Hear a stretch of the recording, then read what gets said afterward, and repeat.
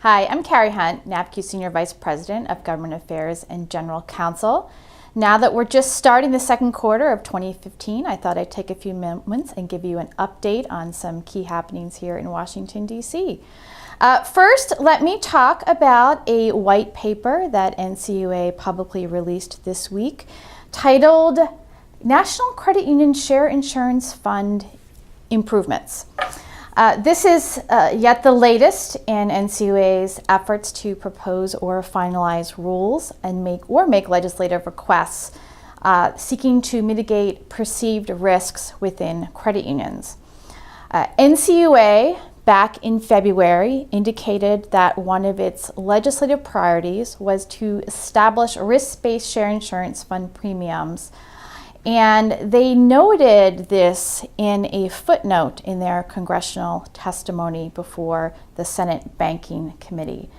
There were no other details other than this. So NAFCU wrote Chairman Debbie Matz asking for more information, and none was forthcoming until NCUA released this paper. NAFCU has long maintained that NCUA needs to be transparent with its plans, in particular relative to risk, so that credit unions can have an idea of the direction the agency is going in and can really focus on how we can reduce regulatory burden.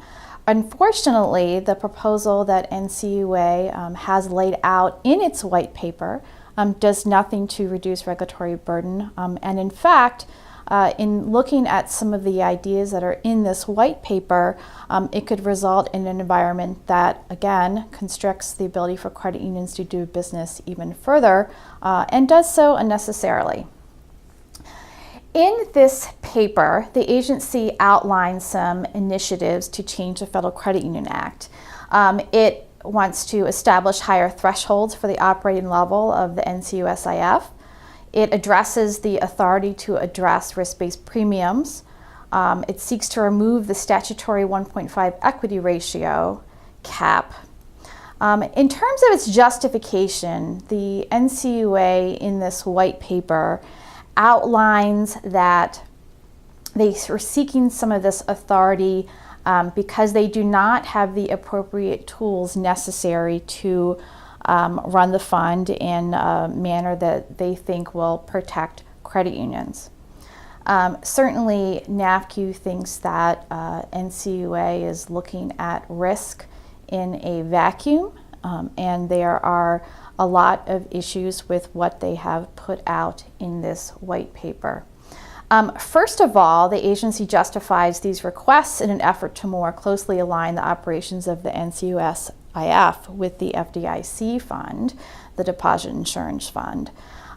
Yet, because of credit union's 1% deposit and the whole mutuality of the fund, NCUA's recommended changes would actually give the agency authority that goes beyond what the FDIC has, and in fact potentially would create a system that would put credit unions on an uneven playing field, which of course NAFCU would oppose.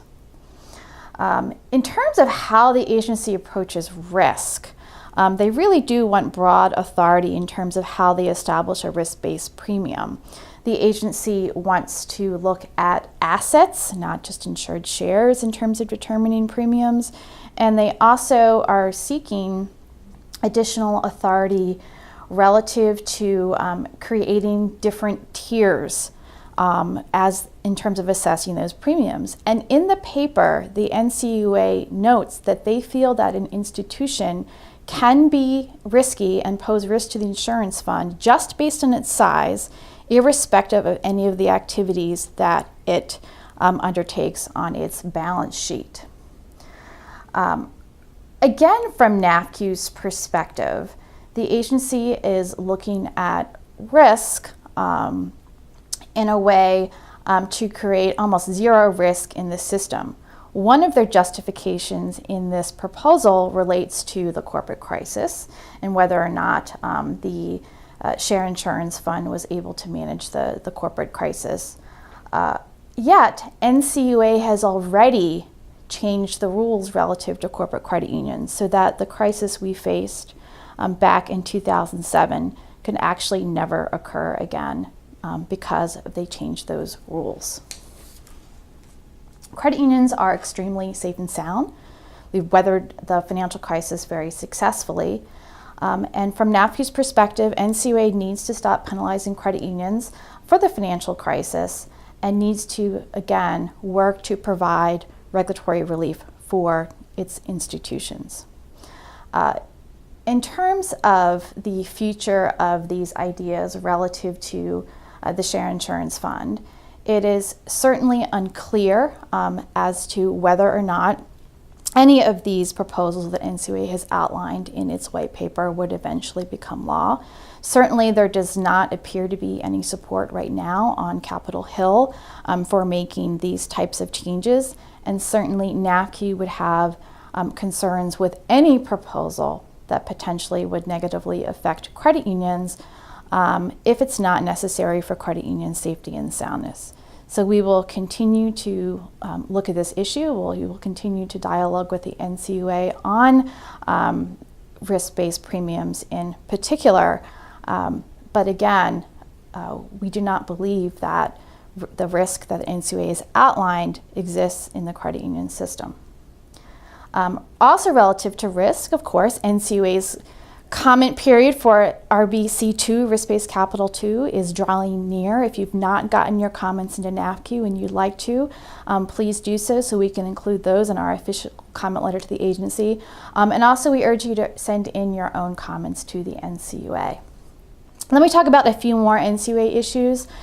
We certainly were happy that NCUA issued their proposal relative to fixed assets. That proposal has a 30-day comment period, so comments are due on that soon.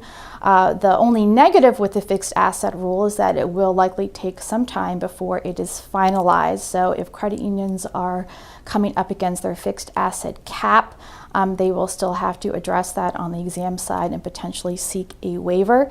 We've asked the NCUA to take a look at that since we do anticipate that this rule is going final. But in the meantime, credit unions are still going to have to be cognizant of their fixed asset levels. We also expect a rule relative to corporate credit unions to become final in the near future. NCUA had proposed some technical fixes to their rules on corporate credit unions, so that is still out there as well. Before I turn to some legislative issues, let me also mention the CFPB, the Consumer Financial Protection Bureau.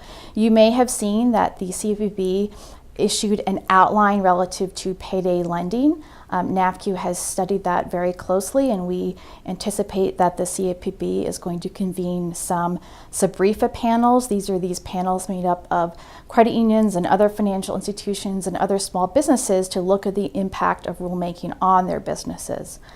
I think, though, even if credit unions don't participate in payday lending alternatives, as is permissible under the NCUA rules, some of the ideas that the CFPB is putting out there relative to payday lending could find their way into other rulemaking, and that is something that NAFCU is looking at extremely closely.